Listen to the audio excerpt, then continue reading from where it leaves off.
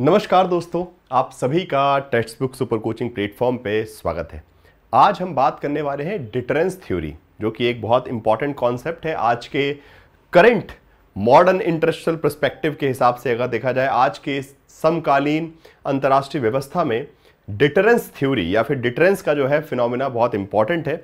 अभी हाल में आप देख रहे हैं किस प्रकार से भारत और पाकिस्तान के बीच सिचुएशंस खराब होते जा रही हैं, और यहां भी कहीं ना कहीं जो भी कोई भी देश कर रहा है, भारत क्या कर रहा है, पाकिस्तान क्या कर रहा है, उन सब में कहीं ना कहीं डिटरेंस जो है एक इंपॉर्टेंट फिनोमिना के रूप में देखने को आया। आपके एग्जाम में भी कई बार थ्योरेटिकल क्वेश्चंस आए, तो इस डिटरेंस थ्योरी क्या होती है, ओके, अवरोध या फिर निरोध क्या बोल सकते हैं, या फिर ठीक है के रूप में अगर हम बात करें तो डिटरेंस का जो कॉन्सेप्ट क्या है, डिटरेंस थ्योरी क्या है, ये कैसे डेवलप हुई है, इसके बारे में बात, इससे एसोसिएट थिंकर और इसके रिलेटेड जो भी इंपॉर्टेंट प्रिंसिपल है वो सब कुछ हम देखेंगे, इसके टाइप्स वगैरह। तो चलिए फटाफट स्टार्ट करते हैं। सबसे पहले आप सभी के लिए इंपॉर्टेंट इन्फॉर्मेशन ये है कि आपकी जो क्लासेस है, फ्री क्लासेस कब कब होती है, मंडे टू फ्राइडे 5 PM पे जो आपकी फ्री क्लास का टाइम होता है, and 7 PM Monday Wednesday Friday text book app पर, ठीक है। और ये आपका YouTube चैनल है जिसको आप सब्सक्राइब कर लीजिए, ठीक है। चलिए स्टार्ट करते हैं। सो आखिर डिटरेंस का कॉन्सेप्ट है। डिटर मतलब बहुत सिंपल सी बात है, अगर शब्द को यहीं से समझा जाए कि किसी को रोकना है आपको, ठीक है, कुछ करने से किसी को रोक लेना। अब कुछ करने से किसी को क्या, अपने दुश्मन को, सीधी बात है, ठीक है। और कुछ तो लॉजिक नहीं है, किसको रोकेंगे, कि अपने चाचा मौसा भतीजे को थोड़ी रोकना है, अपने दुश्मन को, ओके। तो जब कोई देश ये चाहे, बिकॉज आप अपने आप को सुरक्षित, तो every country is concern about the national security, okay. प्रत्येक देश अपनी राष्ट्रीय सुरक्षा के लिए कंसर्न है। तो अपनी राष्ट्रीय सुरक्षा कब हो पाएगी, जब दूसरा आपका जो दुश्मन है वो आपके खिलाफ कुछ गलत कदम ना उठाए, okay. Like preventing someone from doing something which might hurt you और इंपैक्ट योर नेशनल इंटरेस्ट और national security.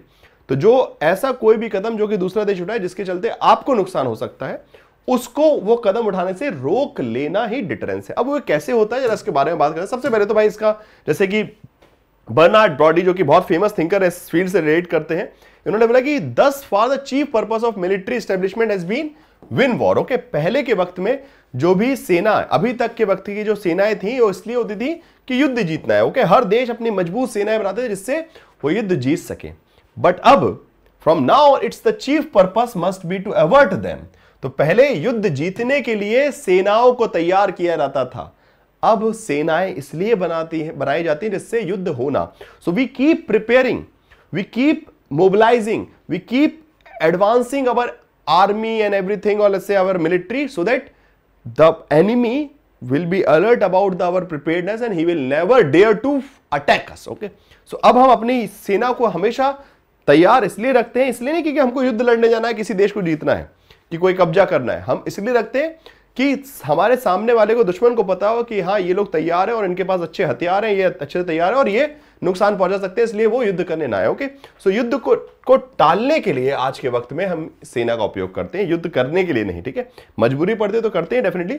So that was the Bernard Brodie. It can has also almost no other useful purpose, okay. तो उन्होंने बोला कि इसके अलावा और कोई पर्पस, बस सेना में जैसे से हम अलग अलग जहाज खरीदते रहते हैं, फाइटर जेट खरीदते रहते हैं, नेवल शिप्स खरीदते रहते हैं, ठीक है, डिफरेंट काइंड ऑफ, ओके, अलग अलग प्रकार के टैंक्स खरीदते रहते हैं, क्यों, जिससे हमारा जो दुश्मन है उसको पता रहे कि इनके पास इस प्रकार के क्वालिटी के हथियार है और इसलिए इनसे लड़ने नहीं जाना है, इनकी जो सेना है वो बिल्कुल परफेक्ट लेवल पे तैयार है, ठीक है। तो this was something perspective, okay. चलिए अब जरा थोड़ा समझते हैं कॉन्सेप्ट को। सो डिटरेंस थ्योरी जो इंट्रोड्यूस हुई इंटरनेशनल रिलेशन में इन 1940s, ओके, 1940 के दशक में प्रतिरोध या फिर बोल सकते हैं निरोध का जो कॉन्सेप्ट है, या फिर अवरोध, हिंदी में बहुत सारे अलग शब्द उपयोग कर सकते हैं। सो डिटरेंस थ्योरी 1940 के नाउ, अब ये इसकी शुरुआत कहां से हुई है, यूएस के think tank that is Rand Corporation, okay. Now you can get a question like this also, इसके बारे में क्वेश्चन पूछ सकते हैं। रैंड कॉर्पोरेशन से इसकी स्टार्ट हुई, जहां पे ब्रॉडी जैसे थिंकर थे, Schelling, Wohlstetter, okay. So they are the famous thinker, okay, they are the initial thinker those who are associated with the development of deterrence studies, okay. Deterrence theory का अध्ययन जो है यहां से शुरू हुआ, इन विचारों के कंट्रीब्यूशन से, ओके। सो इन सब ने जो again they can ask you like specially they have done the work regarding the deterrence, nuclear deterrence, okay, कि न्यूक्लियर वेपन कैसे एक डिटरेंस क्रिएट करता है, मतलब एक परमाणु हथियार होने से किस हिसाब से अवरोध आ जाता है कि लड़ाई नहीं होगी, ओके। परमाणु हथियार किसी भी दो देशों के बीच की लड़ाई ना होने के पीछे एक ऐसे क्या क्या कंडीशन होती है जिसके चलते वो नहीं कोई लड़ाई नहीं होगी, उसके लिए क्या क्या सिचुएशन के तैयार करनी पड़ेंगी, अवरोध भी कैसे एक अच्छा अवरोध बन सकता है, डिटरेंस आखिर होगा कैसे, तो उसकी कंडीशंस, उस पर पूरी स्टडी रिसर्च करने के बाद they came up with the different kind of principle. Okay, so this was the basic information. Okay, now इसके अलावा अगर हम प्रिंसिपल की बात करेंगे, so it's the practice of discouraging और रिस्ट्रेनिंग योर एनिमी। ओके, अपने दुश्मन को कुछ करने से हतोत्साहित या फिर करने से रोक लेना एक प्रकार से। इट मींस कि आप डायरेक्टली उसको बोल नहीं रहे जाके कि तुम ये करो, बट इनडायरेक्टली उसको पता है कि हाँ अगर आप ये करोगे तो आप, जैसे for example Indian nuclear policy. Okay, अगर हम बोले भारतीय परमाणु नीति, अब भारतीय परमाणु नीति में ऐसे स्टेटमेंट लिखे हैं जो ऑटोमेटिकली दुश्मन को ये समझा देते हैं कि गलती से भी भारत के खिलाफ न्यूक्लियर वेपन उपयोग नहीं करना, अगर किया तो पलट के फिर रेसिप्रोकल नहीं, डिस्प्रपोर्शनेट अटैक होगा। जैसे कि भारतीय न्यूक्लियर पॉलिसी में क्या लिखा है कि अगर आपने एक बार बम चला दिया, वो आपने कितना चलाया था, आपने एक चलाया, दो चलाया, हमको मतलब नहीं, अगर आपने शुरुआत कर दी तो पहले तो हम उपयोग नहीं करेंगे, और फिर जब उपयोग करेंगे तो हम गिनेंगे नहीं। ओके, हम इतने बम मारेंगे कि तुम डिसाइड नहीं कर पाओगे कि कहां से क्या करना है, सलमान खान वाला डायलॉग, ठीक है। सो बस वही situation. So that is something deterrence कि नाउ द एनिमी नोज कि India has the nuclear weapon and if we start it then we will not be able to control it further। okay, एक बार हमने शुरुआत कर दी फिर हम उसको control नहीं कर पाएंगे, फिर तो उसके बाद तबाही है, ठीक है। So this is something that is deterring something. Okay, so in foreign policy deterrence have a similar purpose, maintaining peace by persuading enemies that any attack will met with a significant response. Okay, अगर हम पे attack किया तो आपको पलट में हमला मिलेगा ही मिलेगा, जो आपको असर देखने वाला, ठीक है। तो दुश्मन को यह पता होना, दुश्मन को बस इतना ही जहन में होना इनफ होता है कि हाँ अगर हमने इस पे अटैक किया तो रिवर्ट में अटैक करेगा और वो सिग्निफिकेंटली हमको नुकसान पहुंचाएगा। ओके, जिसको इसके अंदर एक और कॉन्सेप्ट आता है म्यूचुअली एश्योर्ड डिस्ट्रक्शन। ओके, जिसमें यूजुअली डिटरेंस अच्छे से क्रिएट होता है जब दोनों ही पार्टीज को पता है कि हम दोनों ही देश एक दूसरे को बराबर स्तर पर नुकसान पहुंचा सकते हैं। जैसे ही कोल्ड वॉर के वक्त में, शीत युद्ध के वक्त में अमेरिका और यूएसआर, ओके, दोनों बहुत शक्तिशाली थे, they have enough amount of missile and everything, army वगैरह, बट आमने सामने आके नहीं लड़े। प्रॉक्सी वॉर यहां वहां इनडायरेक्टली किए, बट आमने सामने कभी खड़े हुए नहीं लड़े, because there was a concept of mutual assured destruction, MAD. Okay, तो अगर कोई मैड नहीं है कि मैड हो जाएगा, ठीक है, तो सीधी बात है। So that is something one of the principle. Now इसमें थिंकर्स की अगर हम बात करें, so Bernard Brodie, Henry Kissinger, Thomas Schelling, Herman Kahn, Albert Wallstrater, okay, so these are the famous thinker. Okay, now they can give you a question कि which among the following is a question thinker related to the theory of we can say deterrence theory। इनमें से कौन से विचारक जो है deterrence theory से associate है या फिर नहीं है, ये पूछा जा सकता है आपको, ठीक है। तो ये कुछ थिंकर्स के नाम एग्जाम के लिए याद रखिएगा। नाउ इसके अलावा इनकी किताबें भी, बुक्स के नाम पूछ सकते हैं कि who wrote this particular book, किसने ये किताब लिखी, या फिर match the following question, both that kind of things. Okay, so Bernard Brodie very famous thinker, इनकी किताबें Anatomy of Deterrence, important for the examination, Strategy in the Missile Age, Absolute Weapon, okay, Absolute Weapon, the Atomic Power and the World Order, this is also a famous book, Strategy in the Missile Age, Thomas Schelling, very famous, Strategy of Conflict, Arm and Influences। उसके बाद Harman Kahn की किताब the thermonuclear war, on thermonuclear war, and Albert Wohlstetter की किताब है delicate balance of terror.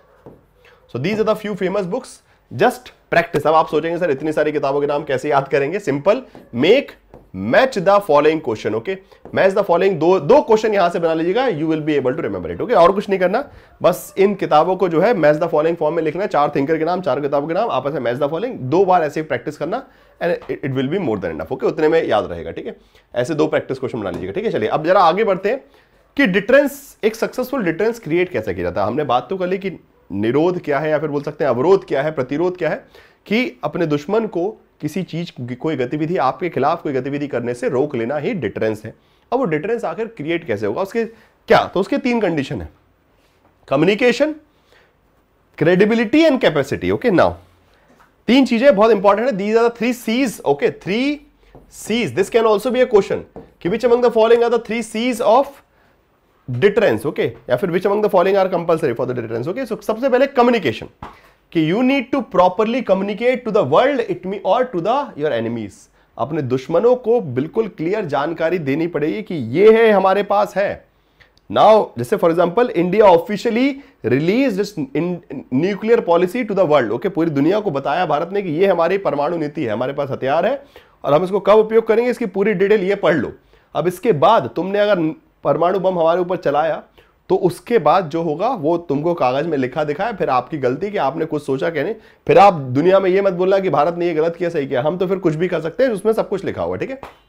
So proper communication, you need to communicate these all information, and directly तो enemy को जाके नहीं बताओगे, बट हाँ डायरेक्टली इनडायरेक्टली इंफॉर्मेशन होनी चाहिए। दूसरी बात, you must have the capabilities, okay, ये नहीं कि डिटरेंस तभी क्रिएट होगा ना when you have the capacity, fine.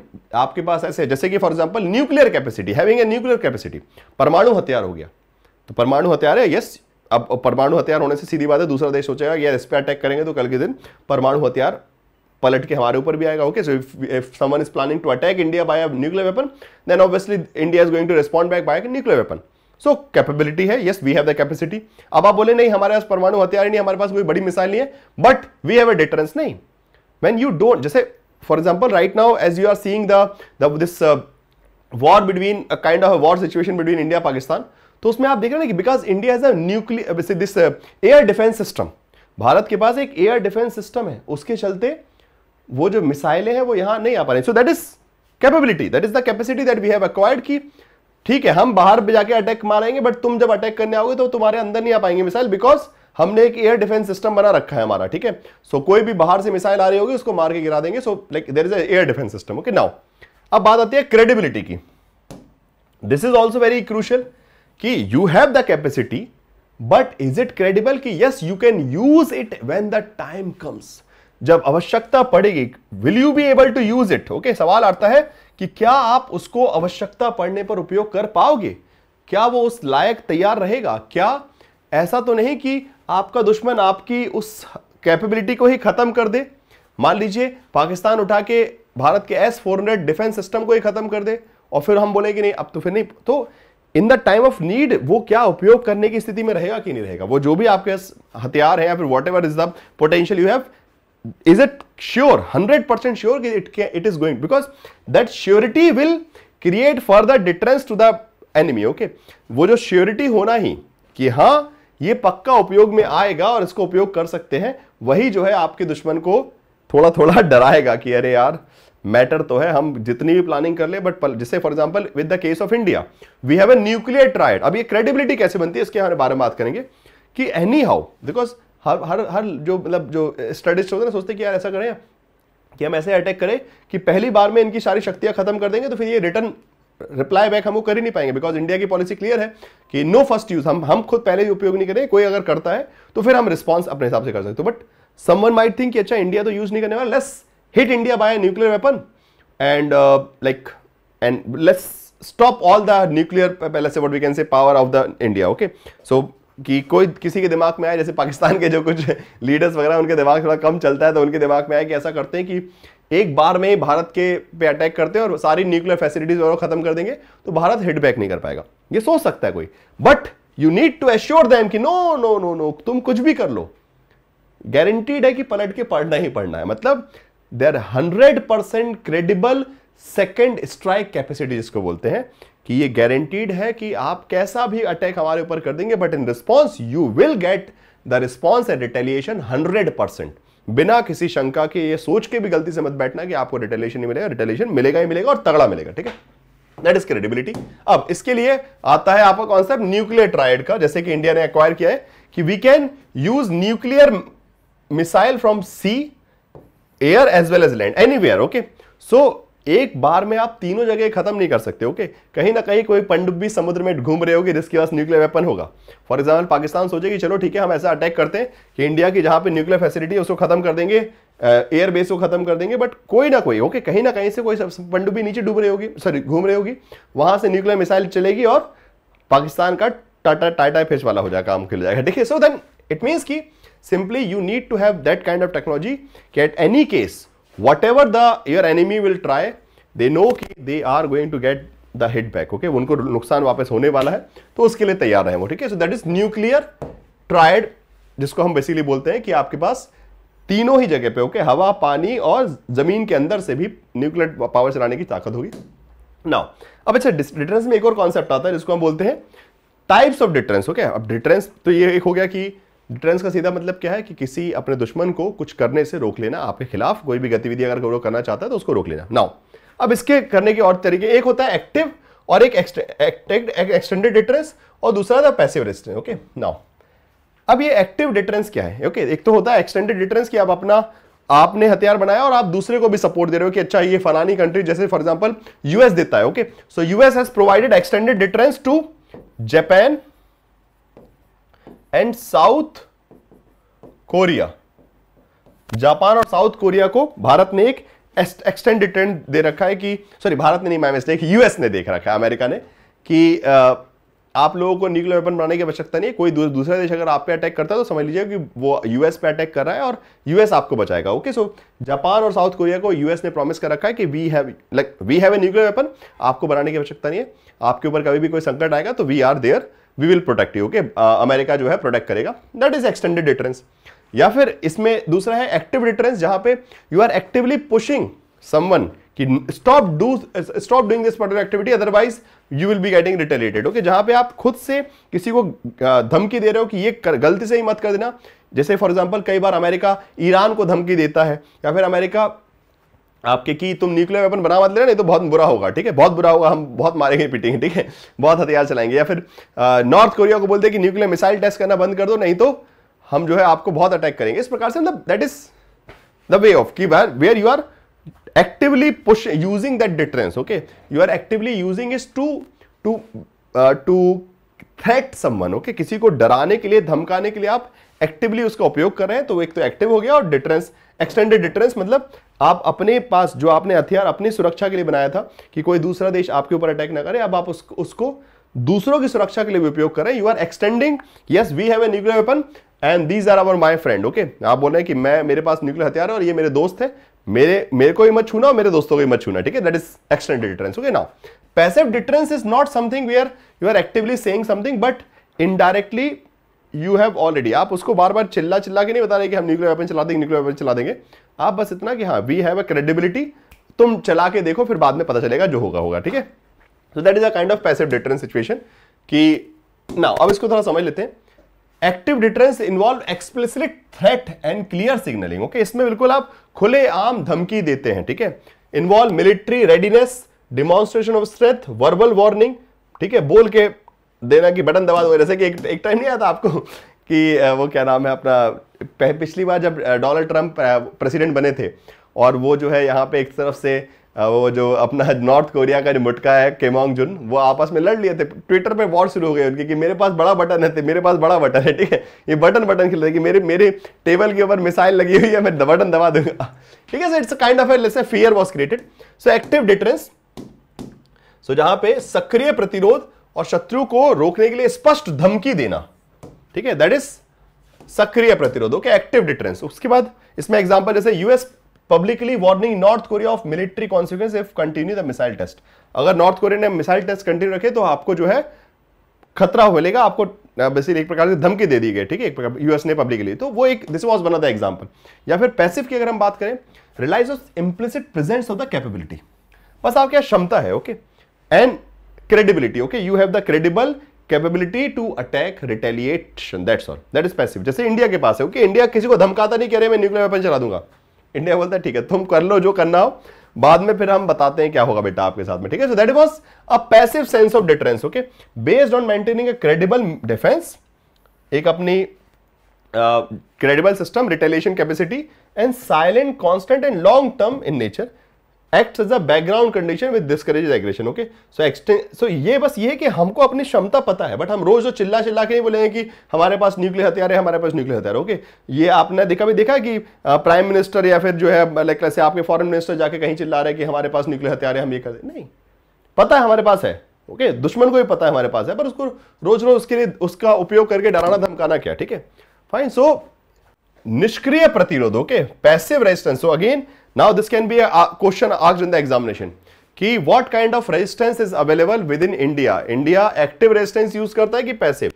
So India passive resistance use करता है, जिसमें we have the capabilities, okay, हमारे पास क्षमता है क्रेडिबल डिटरेंस है कि हाँ आवश्यकता पड़ने पर हम परमाणु हथियार जरूर चला सकते हैं, बट उसके बारे में रोज रोज गुणगान नहीं करेंगे, वो हमारे पास रखा है and we knows it, the enemy knows it, okay. पर हमारे दुश्मन को पता है, हमको पता है, बस बाकी जब आवश्यकता पड़ेगी तो बता देंगे, हर दिन बैठ के उसका क्या हल्ला नहीं मचाएगा कि न्यूक्लियर वेपन, ठीक है। So that is the passive resistance perspective, okay. So ये होते हैं दो आइडियाज, ओके। ना इसके अलावा अगर हम देखें न्यूक्लियर आर्सेनल्स की, तो सबसे ज्यादा रशिया के पास, फिर यूएस के पास, फिर चाइना, फ्रांस, उसके बाद यूके, पाकिस्तान, इंडिया। सो इस प्रकार से अलग अलग। अगेन ये भी कभी कभी क्वेश्चन आ सकता है कि arrange the following country as per the nuclear arsenals they have, okay. किसके पास कितने परमाणु हथियार है उसके हिसाब से उनको सीक्वेंस में जमा दीजिए, ओके। ऐसे सवाल भी आपको जो है देखने को मिल सकते हैं, ठीक है। चलिए, so this is all about important information, let's say what we can say information regarding the theory of deterrence, जो कि आपके एग्जाम में आ सकती है, वो सब मैंने बता दिया। इंपॉर्टेंट थिंकर बता दिए, कॉन्सेप्ट समझा दिया, ठीक है। अब जो है इसके अलावा एक आपके लिए होमवर्क क्वेश्चन है। सो इन किताबों को पढ़िएगा, इन ऑथर्स को आपस में मैच कीजिएगा, इसका जवाब जो है कमेंट बॉक्स में जरूर प्रोवाइड कीजिएगा, ओके। क्लास खत्म होने के बाद कमेंट बॉक्स में इसको प्रोवाइड कीजिएगा। सो आई होप कि ये जो छोटा सेशन था जिसमें हमने इंपॉर्टेंट थ्योरी को कवर किया, आप लोगों को अच्छा लगा होगा। So please do like the session, share कीजिएगा, अपने दोस्तों को भी भेजिएगा, और जो क्लासेस हो रही हैं उस टाइम पे जुड़ते रहिए। टेक्स्ट बुक सुपर कोचिंग के इस YouTube चैनल को सब्सक्राइब कर लीजिएगा, ओके। चलिए, thank you everyone. I hope कि you guys must have enjoyed this particular lecture on the theory of deterrence, okay. Like कीजिएगा एंड कमेंट बॉक्स में जरूर बताइएगा कैसा लगा, और भी किसी कॉन्सेप्ट को अगर आप सीखना चाहते हैं, so do tell me in the comment box कि किसी स्पेसिफिक कॉन्सेप्ट को अच्छे से गहराई में समझना है, so do tell me, I will try to make the videos as soon as possible, okay. Thank you so much.